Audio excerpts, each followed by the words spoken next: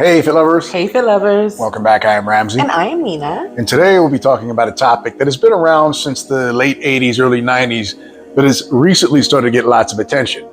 What's the topic? The topic of toxic masculinity. This one might raise some eyebrows. Don't go away. This is the FitLove Show.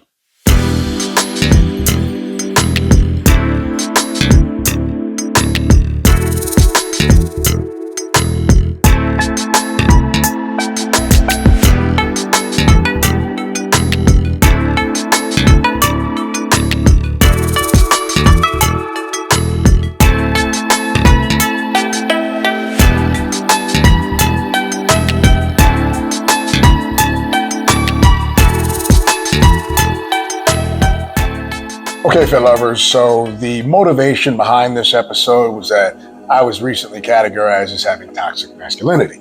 We're going to need a little more details on this. Okay, so without getting too much into detail, Mina and I had gotten into a heated argument some time back. And just like any ordinary couple, we argue sometimes too. Right. So I was expressing to a friend how I was upset with what went down between Mina and I. Now, I'm not going to get into what I was upset about, but let's just say that I had a good reason for being upset. I mean, even Mina subsequently agreed. And short disclaimer, I'm not one of these dudes who believes that there's no such thing as toxic masculinity. There is. Anyway, long story short, because I got angry, instead of simply accepting what went down, it was taken as an attempt to abuse and thus exercise control over Mina and thus toxic masculinity. So today we'll be discussing the idea of toxic masculinity, what it is, and if it applies to you, assuming you're a man. Before we begin, we'd like to ask you to please click that subscribe button and don't forget to turn your notifications on so you'll be notified first when new episodes are released. Yep. Okay, babe. Let's get it cracking. Toxic masculinity. You've probably heard the term before, but what is it? Toxic masculinity refers to harmful behaviors and attitudes associated with traditional masculinity, reinforcing stereotypes that limit emotional expression and vulnerability in men. These attitudes and behaviors include aggression, dominance, and the suppression of emotions that ultimately adversely impact both men and women. It can contribute to harmful behaviors, gender inequality, and mental health issues. Okay, so what does this all mean exactly? Well, I think it's important to remember that toxic masculinity is a term used to describe harmful behaviors and attitudes associated with traditional masculinity, not masculinity itself. Some examples of the harmful attitudes and behaviors associated with toxic masculinity include seeing or showing emotion or being vulnerable as a sign of weakness, or like when dads tell their sons to man up when they feel upset, or justifying abusive and inappropriate behavior with the phrase, boys will be boys.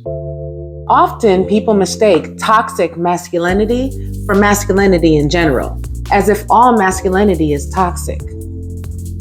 Turns out the individual that labeled Ramsey this way believes this. Okay, so I don't feel so bad now. Yeah, that part.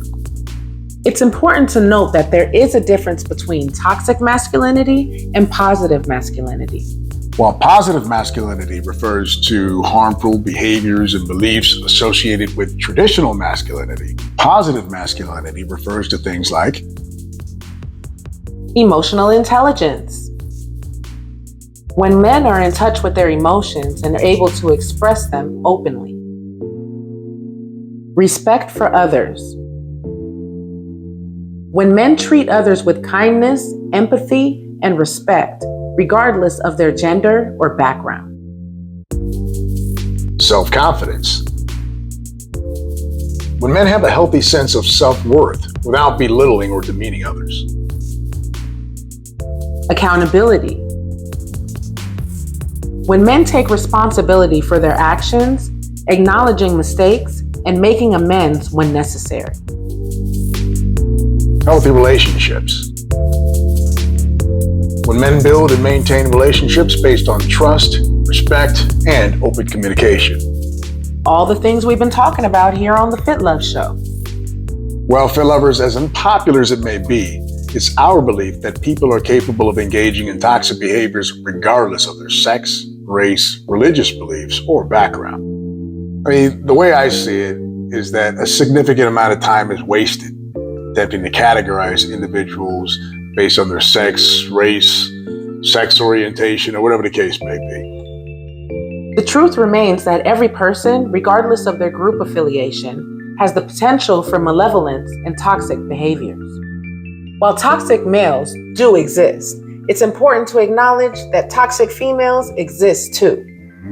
But we don't talk too much about that.